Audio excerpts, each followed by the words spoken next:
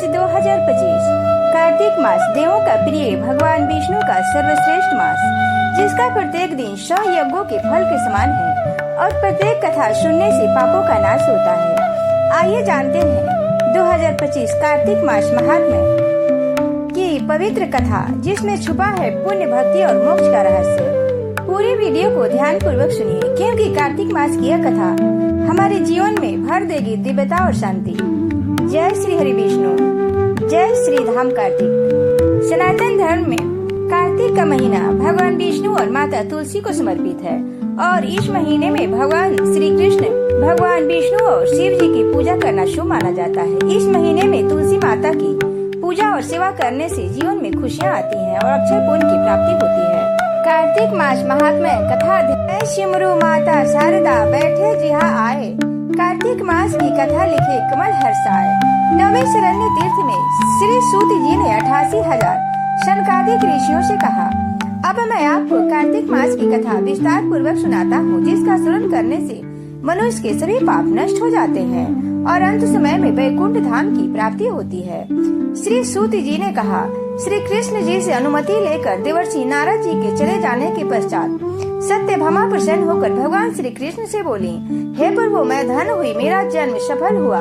मुझ जैसी त्रैलोकी सुंदरी के जन्मदाता भी धन्य है, जो आपकी 16,000 स्त्रियों के बीच में आपकी परम प्यारी पत्नी बनी। मैंने आपके साथ नारद जी को वह कल्प वृक्ष आदि पुरुष विधि पूर्वक दान में दिया था, परंतु वह कल्प वृक्ष मेरे घर लहराया करता है। यह बात मृत्यु लोक में किसी स्त्री को ज्ञात नहीं है।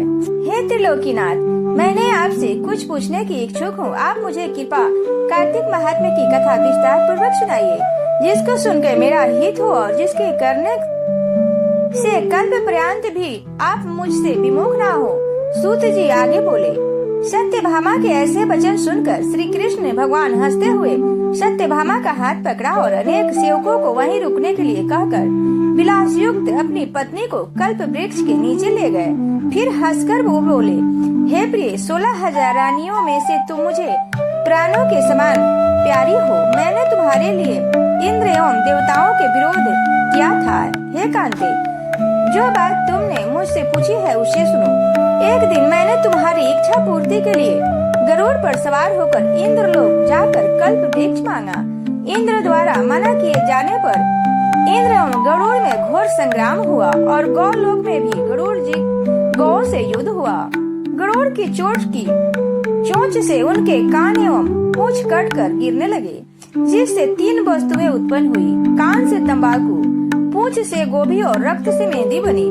इन तीनों का प्रयोग करने वाले को मोक्ष नहीं मिलता। तब गौओं ने भी क्रोधित होकर गरुड़ पर वार किया, जिससे उनके 3 पंख टूटकर गिर गए। इनके पंख से पहले नीलकंठ, दूसरे से मोर और तीसरे से चकवा चकवी उत्पन्न हुए। हे प्रिय, इन तीनों का दर्शन करने मात्र से ही शुभ फल की प्राप्ति हो जाता है। यह सुनकर सत्यभामा जी ने कहा, हे प्रभु, कृपा मुझे मेरे पूर्व जन्मों के विषय में बताइए कि मैंने पूर्व जन्म में कौन कौन से दान व्रत जप नहीं किए हैं, मेरा स्वभाव कैसा था, मेरा जन्मदाता कौन थे और मुझे मृत्यु लोक में जन्म क्यों लेना पड़ा। मैंने ऐसा कौन सा पुण्य कर्म किया था जिससे मैं आपकी अर्धांगिनी हुई। श्री कृष्ण ने कहा कि हे प्रिय, अब मैं तुम्हारे द्वारा पूर्व जन्म में किए गए पुण्य कर्मों को विस्तार पूर्वक कहता हूँ, उसे सुनो। पूर्व समय में सतयुग के अंत में मायापुरी में अत्रि गोत्र में वेद वेदांत का ज्ञाता देव शर्मा नामक एक ब्राह्मण निवास करता था। वह प्रतिदिन अतिथियों की सेवा, हवन और सूर्य भगवान का पूजन किया करता था। वह सूर्य के समान तेजस्वी था। वृद्धावस्था में उसे गुणवती नामक कन्या की प्राप्ति हुई। उस पुत्रहीन ब्राह्मण ने अपनी कन्या का विवाह अपने ही चंद्र नामक शिष्य के साथ कर दिया था। वह चंद्र को अपने पुत्र के समान मानता था और चंद्र भी उसे अपने पिता की भांति समान देता था। एक दिन वे दोनों कुश व समिधा लेने के लिए जंगल में गए थे। जब वे हिमालय की तलहटी में भ्रमण कर रहे थे, तब उन्हें एक राक्षस आता दिखाई दिया। उस राक्षस को देखकर भय के कारण उनके अंग शिथिल हो गए और वहाँ से वे भागने में असमर्थ हो गए। तब उस काल के समान राक्षस ने उस दोनों को मार डाला। चूंकि वे धर्मात्मा थे, इसलिए मेरे पार्षद उन्हें मेरे वैकुंठ धाम मेरे पास ले आए उन दोनों द्वारा आजीवन सूर्य भगवान की पूजा किए जाने के कारण मैंने दोनों पर अति प्रसन्न हुआ।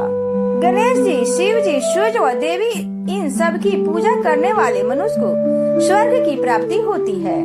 मैं एक होता हुआ भी काल और कर्मों के भेद से 5 प्रकार का होता हूँ। जैसे एक देवदत्त, पिता, भ्राता आदि नाम से पुकारा जाता है। जब वे दोनों विमान पर आरूढ़ होकर सूर्य के समान तेजस्वी रूपवान चंदन की माला धारण किए हुए मेरे भवन में आए तो वे दिव्य भोगों को भोगने लगे। इस प्रकार कार्तिक मास महात्म्य कथा अध्याय का पहला अध्याय। माता तुलसी की आरती। माँ तुलसी पूजन, तुलसी विवाह एवं कार्तिक माह में माँ तुलसी की आरती। इस आरती के बिना कार्तिक माह का व्रत पूर्ण नहीं होता है। माँ तुलसी की आरती कार्तिक मास में सबसे अधिक श्रवण की जाती है। तुलसी महारानी नमो नमो, हरि की पटरानी नमो नमो, धन तुलसी पूरन तप कीनो, सालिग्राम बनी पटरानी, जाके पत्र मंजरी कोमल, श्रीपति कमल चरण लपटानी। तुलसी महारानी नमो नमो, हरि की पटरानी नमो नमो, धूप दीप नैवेद आरती, पुष्पन वर्षा वर्षानी, 56 भोग छति शो व्यंजन, बिन तुलसी हरि एक न मानी। तुलसी महारानी नमो नमो, हरि की पटरानी नमो नमो, सभी सखी मैया तेरे रस गावे, भक्ति दान दी जय महारानी। नमो नमो तुलसी महारानी, तुलसी महारानी नमो नमो, तुलसी महारानी नमो नमो, हरि की पटरानी